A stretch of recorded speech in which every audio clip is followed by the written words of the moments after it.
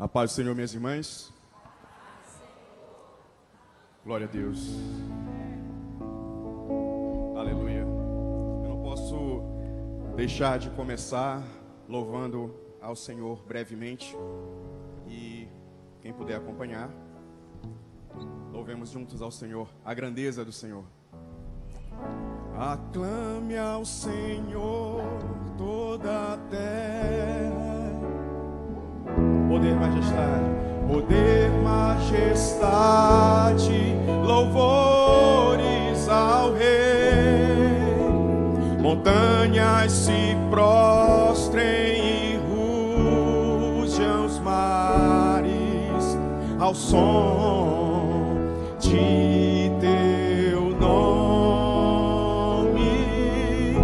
Alegre te louvo por teus grandes feitos, firmado estarei, sempre te amarei. Incomparáveis, incomparáveis são tuas promessas. Incomparáveis, incomparáveis são tuas promessas. Incomparáveis.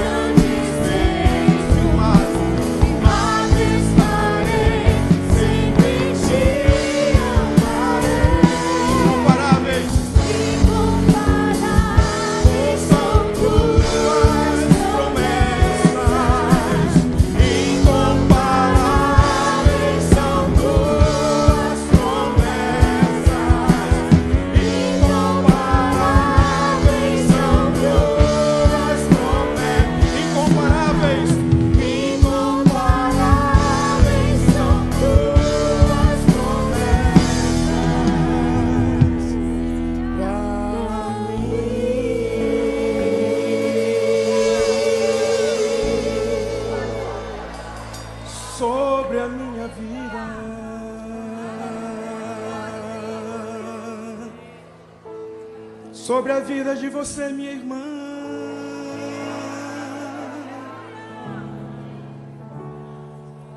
as promessas do Senhor incomparáveis são,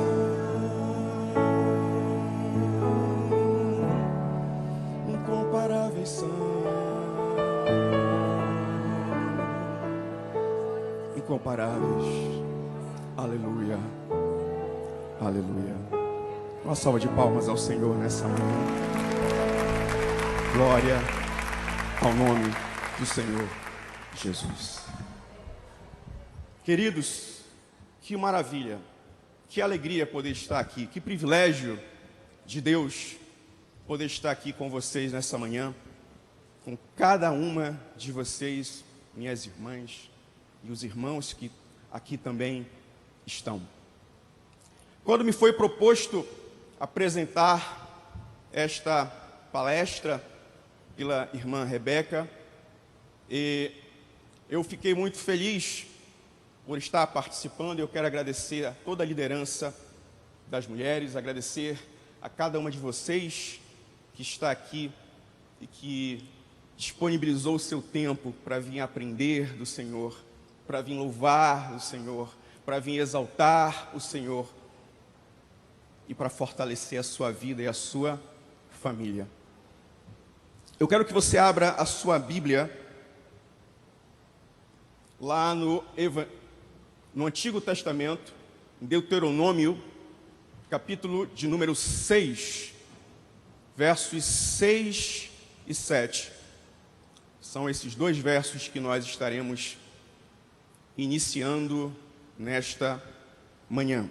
Deuteronômio, no capítulo 6, o verso 6 e verso de número 7. E diz assim a palavra do Senhor: E estas palavras que hoje te ordeno estarão no teu coração, e as ensinarás a teus filhos, e delas falarás, assentado em tua casa, e andando pelo caminho, e deitando-te e levantando-te. Queridos, Moisés, ele neste verso exorta a nação de Israel, exorta a trazer à memória os feitos do Senhor, as ações do Senhor para com o seu povo, além de instruí-los nos seus mandamentos, a Torá, os 5 primeiros livros da Bíblia, o chamado Pentateuco, a amar, a servir, a temer ao Senhor. E veja que esta lição, ela se inicia no lar, em casa. É dentro de casa que a criança, que o adolescente aprende a amar, a temer e a servir ao Deus Todo-Poderoso. Então, esta passagem, ela revela o cuidado de Deus, desde o Antigo Testamento, para a questão da transmissão da lei.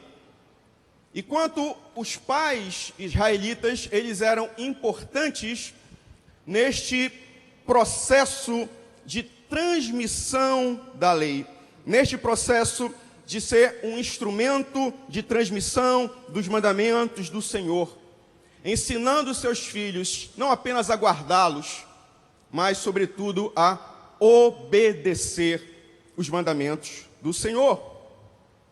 Então veja que desde a antiguidade havia um nobre ofício, eu diria que um privilégio dos pais israelitas de cuidarem dos seus filhos, de criarem os seus filhos conforme a lei do Senhor. E como diz o texto, aproveitando cada momento, seja em casa, seja no caminhar, seja ao deitar, seja ao levantar, aplicando aos filhos, instruindo aos filhos os mandamentos do Senhor, porque a mente de uma criança, sobretudo de uma criança, é como um solo fértil, minhas irmãs. É um solo fértil, é como um jardim pronto para ser semeado, pronto para ser cuidado, pronto para ser cultivado. E é você, mãe, e é você, pai, que tem esse compromisso e essa responsabilidade de cuidar do jardim da mente dos seus filhos. É interessante que desde o Antigo Testamento, a família, os pais, eram o mais importante instrumento de transmissão dos ensinamentos do Senhor. Só para vocês terem uma ideia, a mãe israelita, ela tinha o cuidado exclusivo dos filhos até os 3 anos de idade. O menino e a menina, até por questões do próprio desmame. Então, até os 3 anos de idade, a mãe israelita, ela tinha o cuidado exclusivo do seu filho e de sua filha. Mas ao completar 3 anos, o menino, ele era passado para a orientação do pai.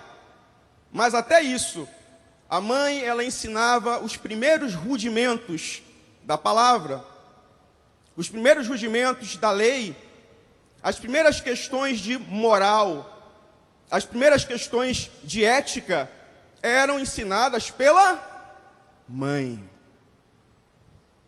E a partir dos 3 anos, ele passava para os cuidados do pai, aonde além de aprender, dar continuidade no aprendizado da lei, ele também aprendia um ofício.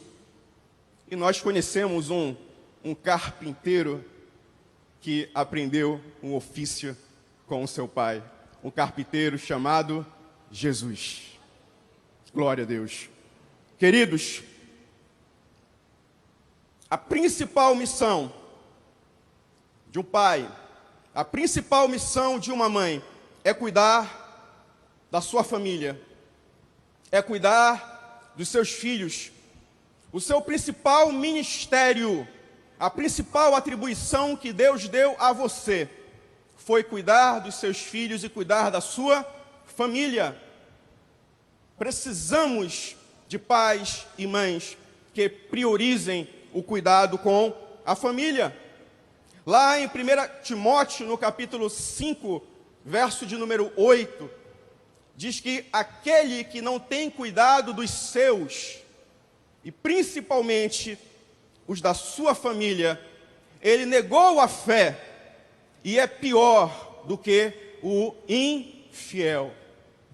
O crente que não tem cuidado da sua casa, o crente que não tem cuidado da sua família, ele é um desviado, ele é um apóstata, porque ele, diz o texto de 1 Timóteo 5,8, ele negou a própria fé. E quem nega a fé é um desviado, é um apóstata. Então a nossa prioridade absoluta é cuidar da nossa família. Você pai, você mãe, cuidar dos seus filhos. No Novo Testamento, nós temos uma outra perspectiva. Nós vemos que a importância que Deus deu para a família, a importância que Deus deu para a criação dos filhos, ela é revelada na própria família sagrada, ou Sagrada Família, quando Deus deu a Maria o privilégio de gerar no seu ventre o Filho de Deus, e a José ser o seu pai sócio-afetivo, usando um termo jurídico. E vocês sabem, vamos pensar junto comigo, Jesus ele poderia ter aparecido já como um homem feito, não poderia? Poderia, ele é Deus. Mas ele escolheu aparecer como uma criança, para demonstrar o cuidado que Deus dá, o valor que Deus atribui à criança e à sua criação. E deu a José e Maria essa honra, esse privilégio de criá-los como seu filho nesta terra. E com Jesus não foi diferente. Nós vemos aqui no texto de Mateus 18, verso 1 ao 3. Naquele momento, os discípulos chegaram a Jesus e perguntaram: quem é o maior no reino dos céus? Chamando uma criança, colocou-a no meio deles e disse: eu lhes asseguro que, a não ser que vocês se convertam e se tornem como criança, jamais entrarão no reino dos céus. Isso é teologia da criança, meus irmãos. Eu apresento isso no livro que escrevi. A teologia da criança é a base da teologia de Jesus. Jesus ele afirma que o verdadeiro louvor sai dos lábios de uma criança. Jesus ele glorifica a Deus porque Deus revelou aos pequeninos as coisas ocultas.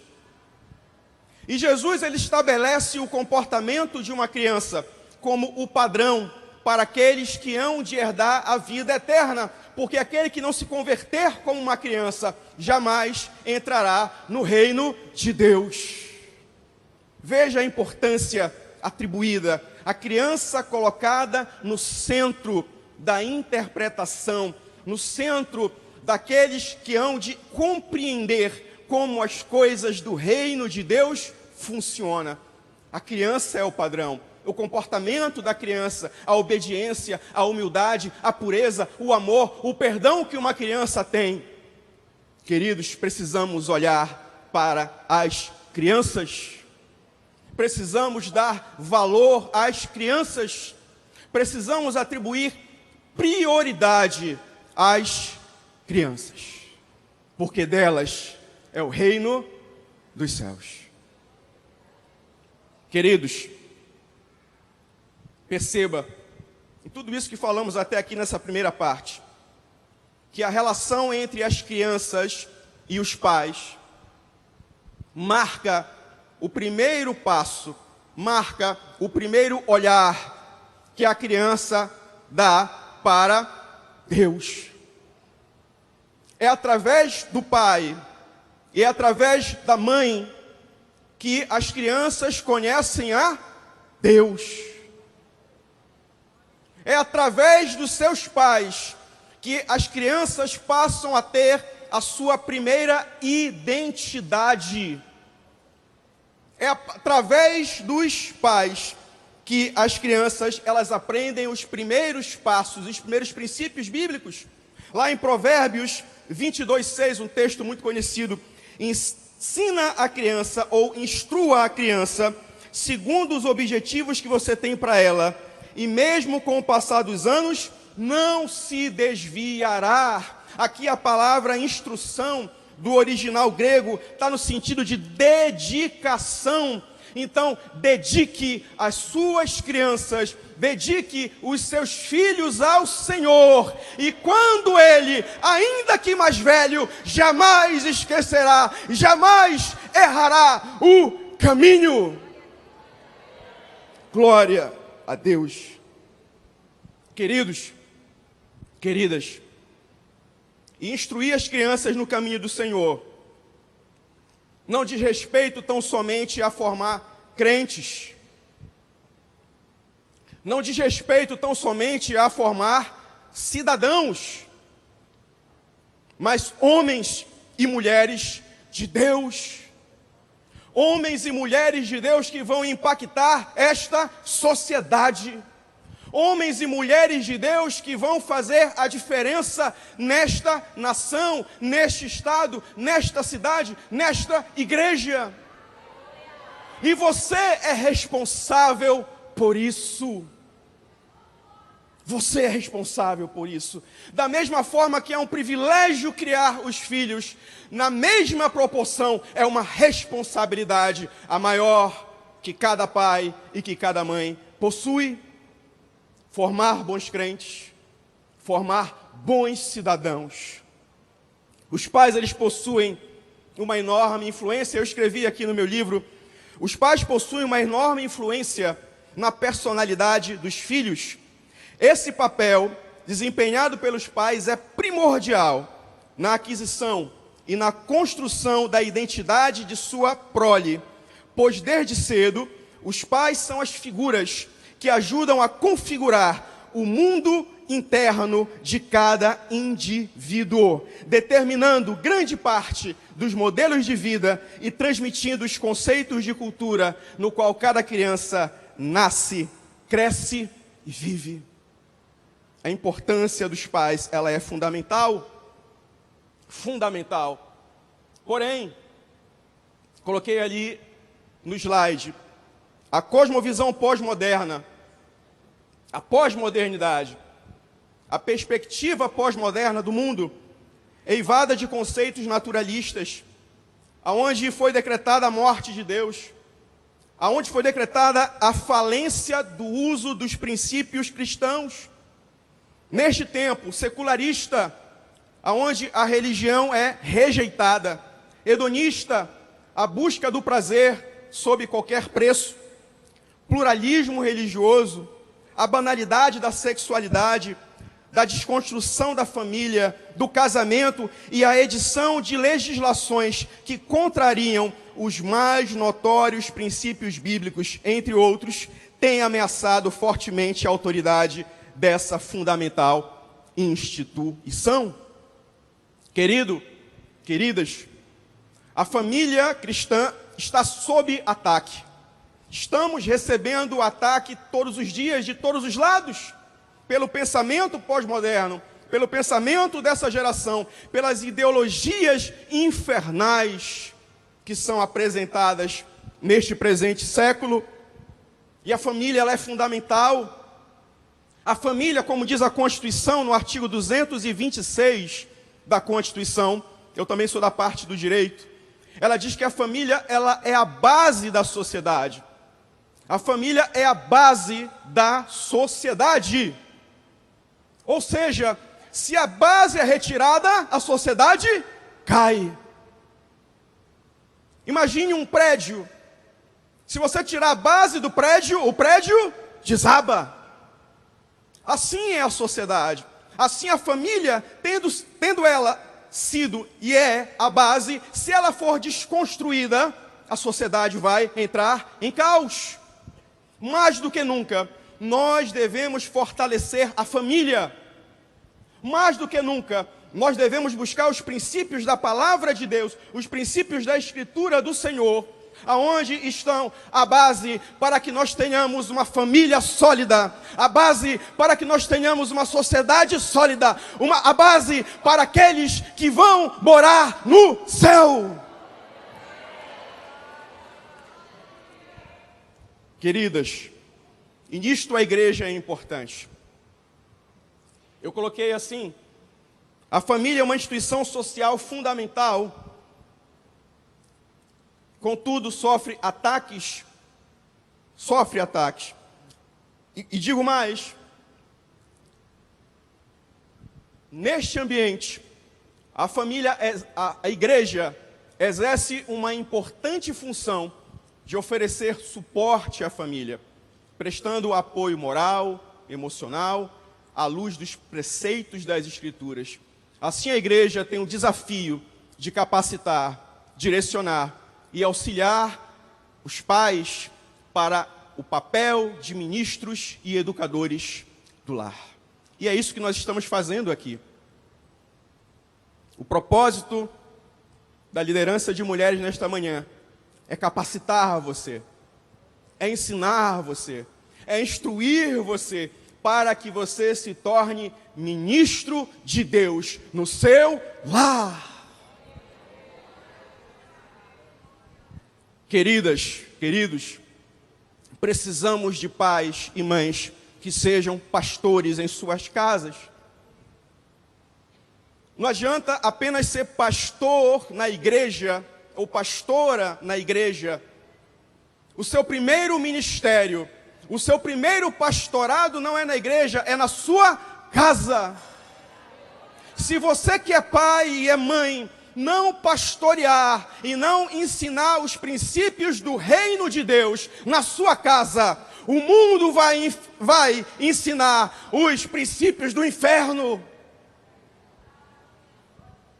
Seja pastor do seu lar, seja pastora da sua casa. Aí nós voltamos lá a Deuteronômio, e estas palavras que hoje te ordeno estarão no teu coração, estarão no teu coração, estarão no teu coração,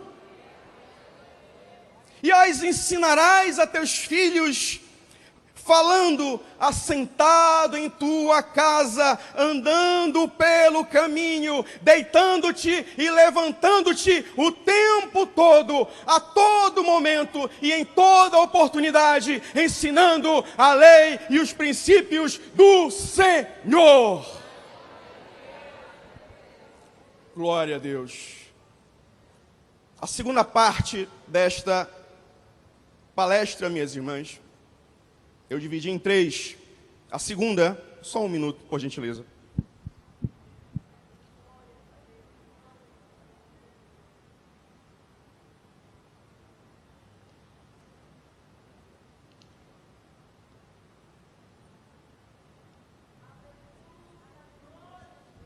A segunda parte, nós apresentamos a questão da violência contra a mulher no Brasil e no âmbito da igreja. São números estarrecedores, mas são números reais. E você que está aqui, você pode ser um instrumento de Deus para começar a mudar essa realidade. Veja, segundo o último censo do IBGE de 2010, porque o atual censo ainda não foi concluído, No Brasil, 86% da população declarou-se cristã, entre católicos e evangélicos. Porém, o Datafolha, em 2020, deu uma atualizada nesses números. Hoje somos 31% de evangélicos, segundo o Datashow, pesquisa, segundo Datafolha, segundo pesquisa de 2020. E 50% católicos, ou seja, de qualquer forma, são mais de 80% de cristãos nesse país. Segundo o mapa da violência contra a mulher, em 2018, a cada 17 minutos uma mulher é agredida fisicamente no Brasil. A cada 17 minutos. A cada 30 minutos uma mulher sofre violência psicológica ou moral. A cada 3 horas uma mulher sofre cárcere privado. E esse ataque é semanal para 75% delas. São números estarrecedores. E veja mais. Segundo o Atlas da Violência de 2020, a violência de mortes violentas contra mulheres aumentou 4,2% entre 2008 e 2018, e o homicídio aumentou entre as mulheres negras no percentual de mais de 12%, sendo que, vejam, 40% das vítimas de violência doméstica nesse país são mulheres evangélicas. De cada 10 mulheres que sofrem violência nesse país, 4 são evangélicas. São irmãs suas, são irmãs minhas, são irmãs nossas que sofrem violência. Os dados, eles não informam se os agressores são evangélicos ou são cristãos ou não. Os dados não falam, apenas falam das vítimas, mas são dados assustadores e dados muito fortes. Isso está registrado na Revista Brasileira de História das Religiões, que foi publicada entre maio e agosto de 2022, então são números muito recentes. E como nós podemos resolver isso, minhas irmãs? Como nós podemos dirimir? Como nós podemos começar a tratar deste problema, desta questão que é uma realidade? Através de uma cultura de respeito. Cultura de respeito. Diga, cultura de respeito.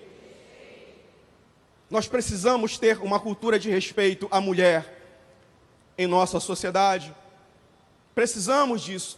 Mas para que nós possamos ter essa cultura de respeito, nós precisamos entender que homens e mulheres são iguais.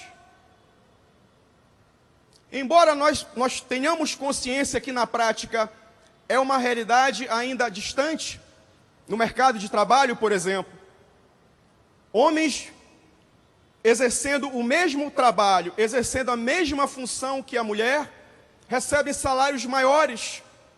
Em outros exemplos também, nós vemos a supremacia masculina, mas nós temos que entender que homens e mulheres são iguais em direitos e em obrigações, e a partir do momento que o homem ele entender esta realidade legal, esta realidade jurídica, esta realidade constitucional e esta realidade bíblica, ele vai passar a entender que diante dele é uma pessoa igual, e a violência ela tende a diminuir.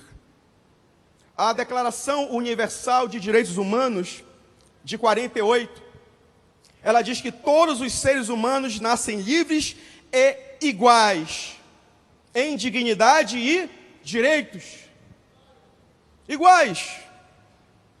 Em 79, houve uma convenção para a eliminação de todas as formas de discriminação contra a mulher, organizada pela ONU. E nesse evento, a violência contra a mulher passou a ser reconhecida oficialmente como um crime contra a humanidade. Veja o quão tardio, queridas.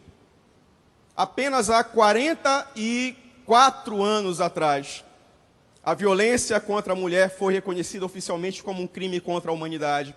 Veja quão historicamente nós temos uma civilização pautada em conceitos de machismo e em conceitos de violência e de supremacia masculina sobre as mulheres, que apenas há pouco mais de 4 décadas houve o reconhecimento pela ONU, que é o órgão das Nações Unidas. E o que fala a Constituição brasileira? O artigo 5º diz que todos são iguais perante a lei, sem distinção de qualquer natureza, garantindo-se a brasileiros, e entenda, brasileiras, estrangeiros e estrangeiras, a inviolabilidade do direito à vida, à liberdade, à igualdade, à segurança e à propriedade. E diz no inciso 1º que homens e mulheres são iguais em direitos e obrigações nos termos da Constituição. Somos iguais. Não há diferença. O artigo 226, como nós falamos no início, ele trata a família como base da sociedade. E o parágrafo 5º, ele diz que os direitos e deveres referentes à sociedade conjugal são exercidos igualmente pelo homem e pela mulher. Direitos iguais. Dentro de casa, iguais. Fora de casa, iguais. Em qualquer lugar que você estiver com um homem, vocês são iguais. Seu marido, seu noivo, seu namorado, seu colega de trabalho, o seu superior no trabalho, o seu chefe ou chefa, todos são iguais perante a lei. E chama a atenção aqui do parágrafo 8º, que diz que o Estado assegurará assistência à família na pessoa de cada um dos pais, criando mecanismos para coibir a violência no âmbito de suas relações. Por que eu chamo a atenção aqui, queridas? Porque a Constituição ela é de 1988. 1988. E apenas 18 anos depois, em 2006, é que foi editada a Lei 11.340/2006, 11.340/2006, que é a famosa Lei Maria da Penha. Maria da Penha. A Lei Maria da Penha, ela cria mecanismos para coibir os atos de violência doméstica contra a mulher e estipula punição aos agressores. O artigo 2º ele fala que toda mulher, independentemente de classe, de raça, de etnia, de orientação sexual, de renda, de cultura, de nível educacional, idade e religião, goza dos direitos fundamentais inerentes à pessoa humana, sendo-lhe asseguradas as oportunidades e facilidades para viver sem violência, preservando sua saúde física e mental e seu aperfeiçoamento moral, intelectual e social. Queridas, existem 5 tipos de violência contra a mulher, que muitas das vezes a gente imagina que a violência ela é apenas física. Mas nós temos a violência psicológica, a violência sexual, a violência patrimonial e a violência moral. A violência física é quando qualquer pessoa da família, qualquer pessoa próxima, exerce uma conduta que ofenda ou que venha a agredir a integridade física da mulher. A violência psicológica é aquela que vem lhe causar dano emocional. Dano emocional, diminuição da autoestima, retardo no seu pleno desenvolvimento, mediante ameaça, constrangimento, humilhação, manipulação, chantagem e outras coisas, ridicularização, limitação do direito de ir e vir. Isso é violência psicológica. Violência sexual é constranger a mulher a fazer o que ela não quer. Violência patrimonial é reter, é subtrair, é controlar as rendas, os rendimentos da mulher sem o consentimento dela. Violência patrimonial. E violência moral, que é ofender a honra da mulher com calúnias, com injúrias, com mentiras que venham a manchar a sua imagem e a sua reputação. São os 5 tipos de violência. Então, como criar meninos, homens que venham a honrar mulheres, que venham a respeitar mulheres, torno a repetir, gerando uma cultura de igualdade e de respeito. Porque a partir do momento que o homem enxerga a mulher como uma igual, ele tem a tendência a respeitá-la. Vimos o que a Bíblia, vimos o que a Constituição fala, vimos o que a Declaração Universal dos Direitos Humanos fala. Agora vejamos o que a Bíblia fala, lá em Gênesis 1:7. E criou Deus o homem à sua imagem, a imagem de Deus o criou, macho e fêmea, os criou. Na narrativa do texto são tratados igualmente como dignos e possuidores da semelhança divina. Deus não criou apenas o homem à sua imagem, Deus criou macho e fêmea, homem e mulher à sua imagem, porque ambos são dignos de ter a imagem de Deus, porque são iguais. Lá em Gálatas 3:28, Paulo escrevendo à igreja ali, diz que não há judeu, nem grego, nem escravo, nem livre, não há homem, nem mulher, porque todos vós sois um em Cristo. Homens e mulheres, todos somos um em Cristo. Gerando cultura de igualdade. 1 Pedro 3:7 diz que, do mesmo modo, vocês, maridos, sejam sábios no convívio com suas mulheres e tratem-nas com honra como parte mais frágil. Olha as lições que esse texto nos dá. Maridos, sejam sábios no trato, no convívio, no lidar com as mulheres. Perceba o marido como o cabeça, o marido como o sacerdote, o marido como o pastor da família, o marido como aquele que foi designado por Deus para guiar a sua casa. Ele tem que tratar a sua companheira, a sua esposa com sabedoria. E diz mais, com honra, honrar a mulher, respeitar, cuidar, zelar, se sacrificar por ela. Esse é o homem verdadeiro, aquele que se sacrifica pela sua esposa, aquele que abre mão de si mesmo em prol do conforto, da segurança da sua esposa, dos seus filhos e do seu lar.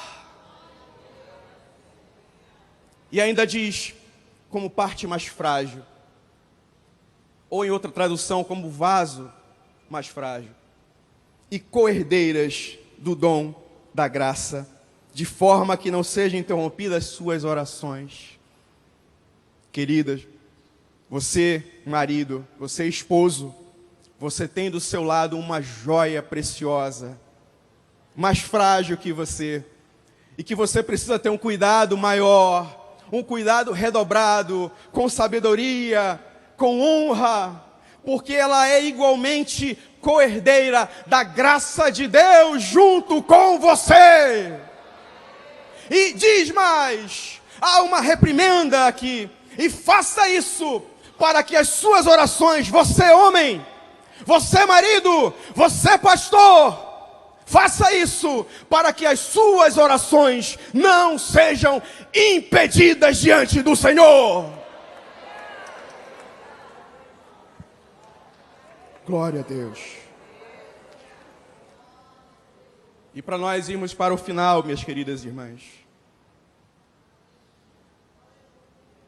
Terceira e parte final da nossa pequena palestra.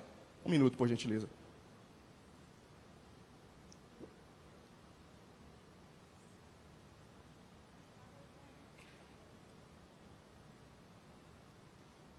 Soluções para pais formarem o caráter de Cristo em seus filhos.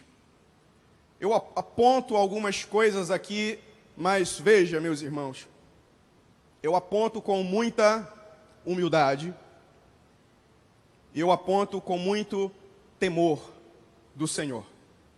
Não fiquem pensando que eu vim aqui dar lição para você que é pai, para você que é mãe, para você que tem a sua família. Não, falo essas coisas com humildade e falo debaixo do temor do Senhor.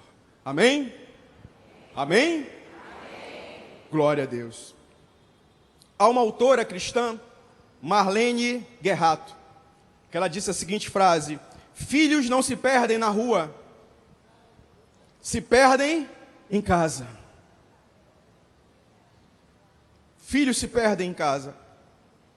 Queridos, como eu disse na primeira parte da palestra, não há maior privilégio para um pai ou para a mãe criar os seus filhos, conduzir os seus filhos para Deus. Mas na mesma proporção que é um privilégio, é uma grande responsabilidade, porque é um caminho sem volta. Criar filhos é um caminho sem volta, porque exige dedicação, exige responsabilidade em tempo integral. Prioridade. Precisamos de pais e mães que deem prioridade para a criação dos seus filhos. O salmista, no Salmo 127, verso 3, diz assim: eis que os filhos são herança do Senhor, e o fruto do ventre do o seu galardão. Você já parou para pensar que os seus filhos, eles são herança? Os seus filhos são um bem valioso que você recebe de Deus. Você cria filhos não para você. Não pense que você está criando seu filho e sua filha para você. Você está criando para Deus. E naquele dia, quando Ele voltar, Ele vai cobrar de cada um de nós, de cada pai e de cada mãe, a herança que Ele entregou, que são os seus filhos. Porque você está criando para Ele. Deus vai requerer das nossas mãos.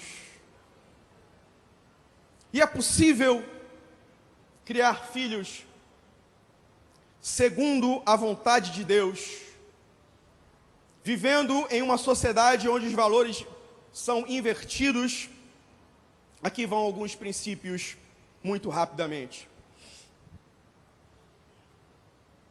Primeiro, ensinar os filhos quem é Deus. Queridos, a criança ela não tem a compreensão, a criança ela não tem a maturidade suficiente para entender o que é Deus. Vai mostrar a primeira identidade de Deus para os seus filhos é você. É através de você que os seus filhos vão conhecer quem é Deus.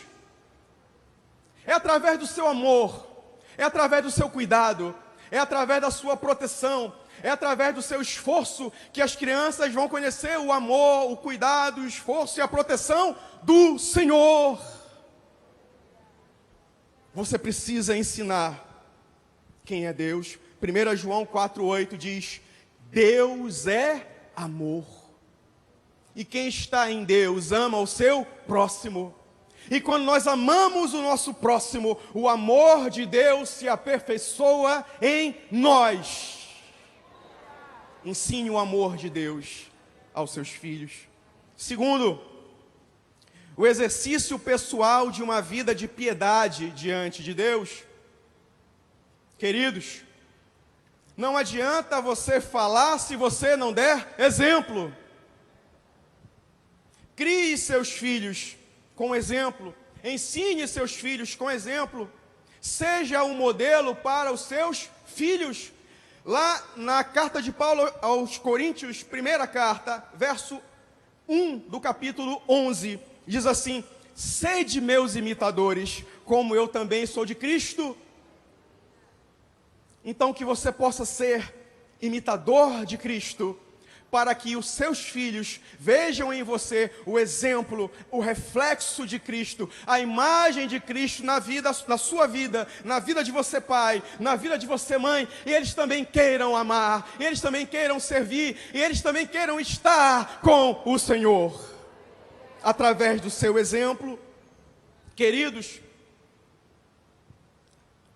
o modo como o esposo cuida da esposa, trata a esposa, dando apoio moral, dando atenção, compartilhando os sonhos, ajudando nas tarefas de casa. Não existe essa história de que tem tarefa de homem e tarefa de mulher. A casa é dos dois. Os dois têm que cuidar. Vassoura cabe na mão dos dois.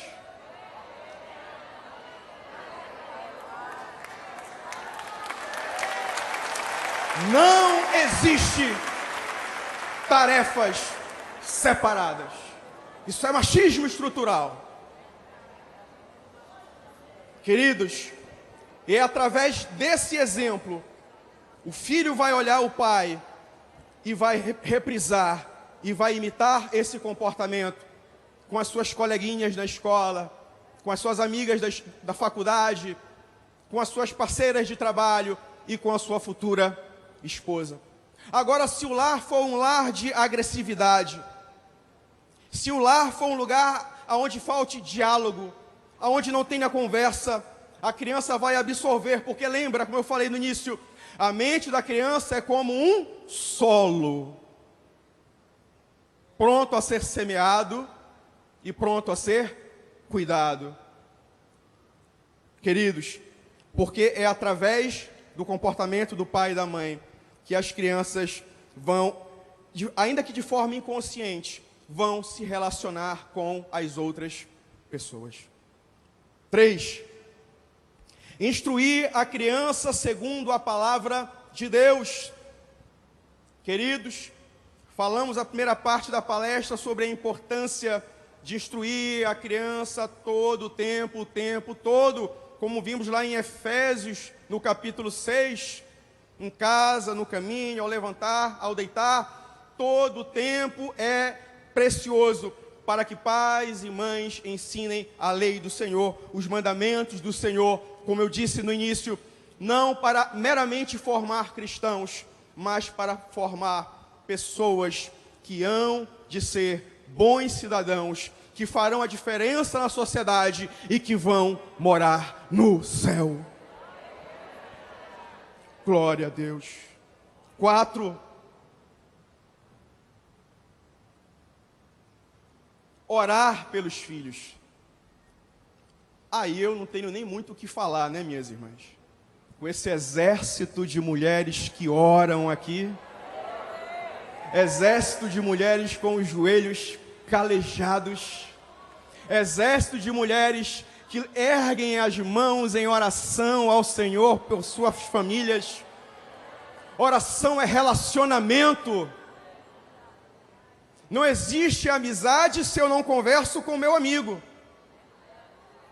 Não existe um bom casamento se você não conversa com o esposo ou o esposo com a esposa. Assim é com Deus. Se você não fala com Deus, não há casamento com Deus. Não há relacionamento com Deus. Não há vida com Deus. Oração é vida com Deus. Oração é vida com Deus. Fala para a tua irmã que está do teu lado, se você puder, se você tiver intimidade com ela, fala assim: minha irmã, oração é vida com Deus. Sem oração não dá. Sem oração não dá. Ore pelos seus filhos. Seja um instrumento de oração por eles. E fechando, o exercício da disciplina. Se você for pegar o livro de Provérbios, você vai ter uma dezena de referências. Eu peguei algumas. Provérbios 23, 13 e 14. Não retires da criança a disciplina, pois se a fustigares com vara, não morrerá. Tu a fustigarás com vara e livrarás a sua alma do inferno. Provérbios 29, 15. A vara e a disciplina dão sabedoria, mas a criança entregue a si mesma vem envergonhar a sua mãe. Provérbios 29, 17. Corrige teu filho, e ele te dará descanso e delícias à tua alma. Mas veja que essa disciplina, o pessoal vai dizer, está sendo gravado, né? Está ao vivo na TV, está indo para o YouTube. Vão dizer, o pastor está fazendo apologia à violência contra a criança. O pastor que escreveu um livro para proteger a criança, está fazendo apologia para a violência. Não. A disciplina, a vara que o texto usa de forma apenas figurativa, é com amor. Disciplina com amor. A disciplina, ela não é necessariamente punição. A disciplina, ela é impor regras. Disciplina é impor limites. Disciplina é refrear atitudes. Disciplina envolve a ideia de ensinar, instruir, corrigir e tem como objetivo principal preparar a criança para alcançar suas competências e habilidades relacionadas à aquisição de seu autocontrole e direcionamento. Colossenses 3:21 diz assim: vós, pais, não irriteis a vossos filhos para que não se percam. Se você tratar o filho, se você repreendê-lo com violência, com agressividade, você vai aborrecê-lo e você vai perdê-lo do mesmo jeito. Disciplina não é necessariamente punição. Disciplina é impor regras e limites. Disciplina é instruir. E para encerrar, minhas irmãs, que o nosso tempo já foi. 2 conselhos apenas. O primeiro, presença vem antes de presente. Repita. Presença vem antes de presente. Seja presente na vida do seu filho e de sua filha. Existem estudos que falam que os pais, eles passam menos de 20 minutos por semana dando atenção aos seus filhos. Em média, menos de 20 minutos por semana conversando e dando atenção a seus filhos. Seja presente. Seja presente antes de dar presente. E segundo, o relacionamento vem antes de regras. Queridas, se você estabelecer regras duras, sem antes ter um relacionamento com os seus filhos não vão lhe levar a sério. Porque eles vão cumprir por medo e não por amor. Quando você é amigo do seu filho, quando você é parceiro do seu filho, quando você compartilha as coisas com ele, quando você é próximo a ele, ele vai lhe ouvir não por medo, mas porque ele lhe ama. Então o relacionamento vem antes de regras. E eu termino com a seguinte frase de um autor muito conhecido. Essa frase, ela é a epígrafe do meu livro que aqui está, que diz que os filhos, eles não são uma distração que nos impedem de fazer o trabalho. Eles são o trabalho. As irmãs que tiverem o desejo de adquirir, nós temos ali embaixo alguns exemplares. E ali eu deixei o meu Instagram, né? Quem quiser seguir ali o meu perfil no Instagram, para sempre estar compartilhando algumas coisas, algumas experiências, alguns textos, alguns vídeos, com certeza para somar e abençoar a sua vida. Que o Senhor possa continuar nos abençoando esta manhã. Eu agradeço imensamente a oportunidade, em nome do Senhor Jesus. Deus abençoe a todos. Oh, glória a Deus. Quem está alegre com Jesus nesta manhã, por uma linda palavra de direcionamento que o nosso querido Vladimir trouxe. Deixa eu te dar um abraço, Vladimir, um beijo.